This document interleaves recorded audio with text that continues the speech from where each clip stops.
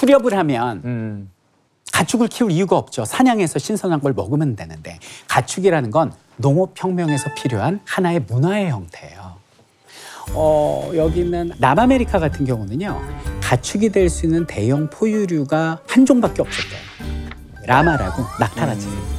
근데 유라시아 대륙 같은 경우는 뭐 개, 소, 말, 돼지서부터 시작해서 포유류가 13종 이상 가축이 될 수 있는 종류가 많았다는 거죠. 이미. 그러다 보니까 모든 균은 어디서 와요? 가축. 메르스 어디서 왔어요?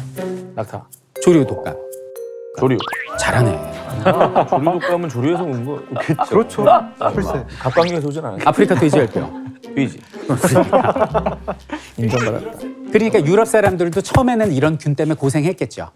근데 죽고 뭐 아프고 하면서 대를 물려가면서 항체가 생겼다는 거예요. 그러니까 13종류의 그 균을 온몸에 품고 이 유럽인들이 아메리카에 밟았는데 아메리카는 한 종에 대한 항체밖에 없잖아요. 그러니까 이것 때문에 다 몰살됐다는 얘기예요.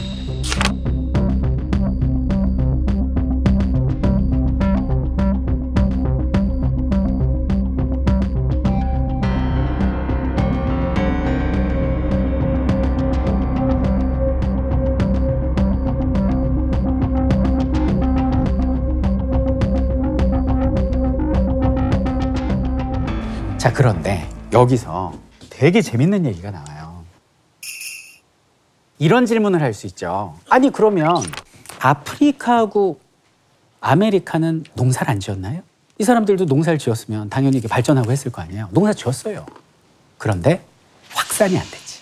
그러면 왜 이 사람들은 농사가 확산이 안 되고 유라시아인들은 농업혁명이 확산이 됐느냐? 지능이 뛰어나서? 피지컬이 좋아서? 우월한 유전자 때문에? No. 환경적 차이라는 거예요. 세계 지도를 제가 보여드리겠습니다. 자, 보면은 이렇게 유럽이 있고요.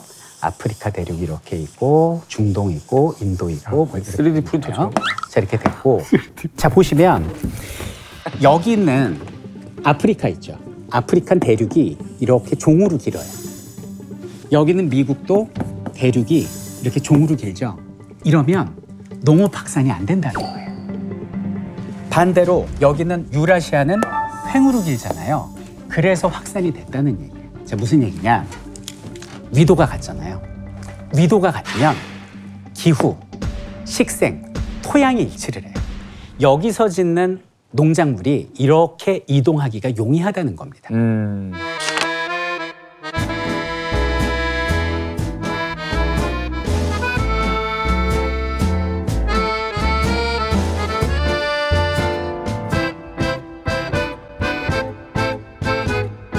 예를 들어볼게요. 우리나라가 종으로 길죠. 제주도에 현무라는 사람이 귤농사를 짓습니다. 최초로 발명했어요. 이거를 확산시키고 싶어서 배를 타고 서울로 왔습니다. 귤농사가 될까요? 평양으로 갔습니다. 귤농사 될까요? 안 돼요. 이 작은 한반도에서도 이렇게 위도가 달라지면, 종으로 길면 농업이 확산이 안 되는데 이런 아메리카나 이런 아프리카, 종으로 길어서 확산이 안 됐다는 게 제레드 다이아몬드의 주장이에요. 결국 유럽인들이 농업 확산을 할 수 있었던 건 횡으로 긴 좋은 기후대와 땅에 태어났기 때문이다라는 얘기예요. 그리고 유럽인들은요, 또 하나의 어떤 행운을 얻는데 그건 뭐냐면 가축으로 쓸 수 있는 다양한 포유류가 많이 살고 있는 대륙에 태어났다라는 거예요. 이 아프리카나 미국이 가축이 없는 이유가 농사를 안 져서라기보다는 가축에 적합한 포유류가 없었다는 거예요.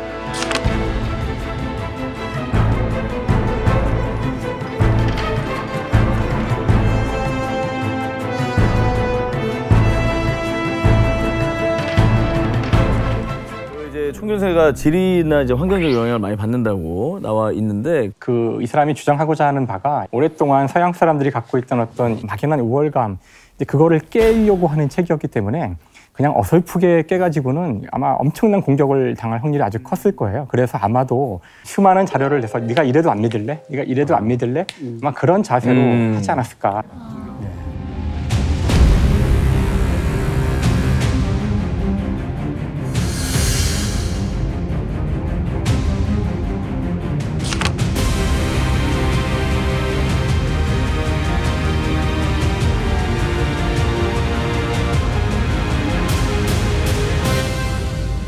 축이라는 또 개념이 나오잖아요. 축. 위도, 경도 뭐 가로축이냐 예. 세로축이냐.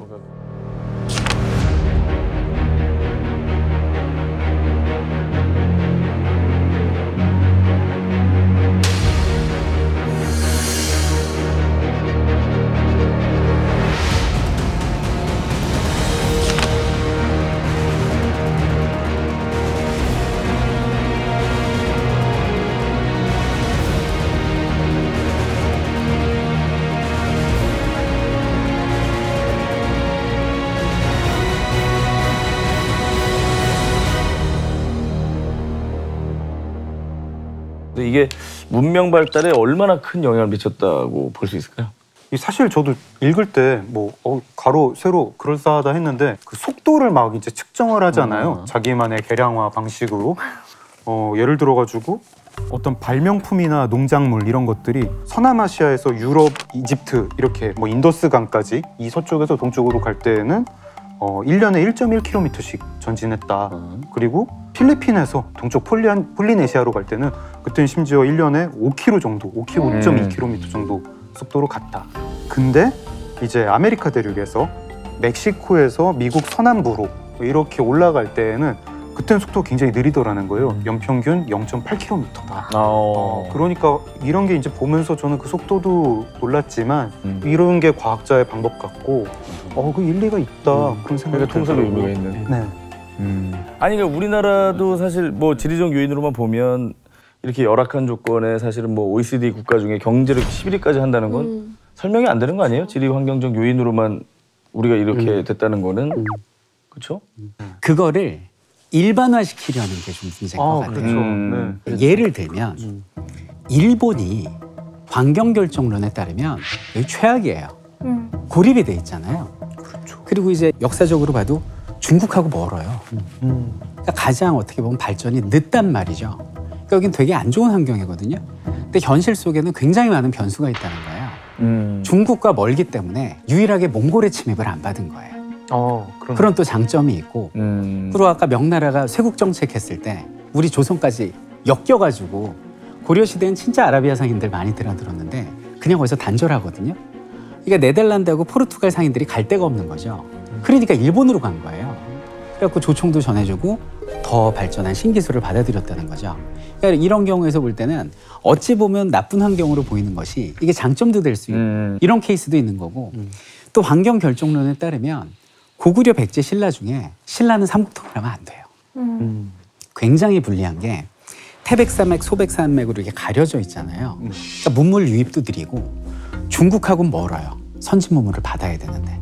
근데 쳐들어오는 외구의 일본하고는 또 가까워요.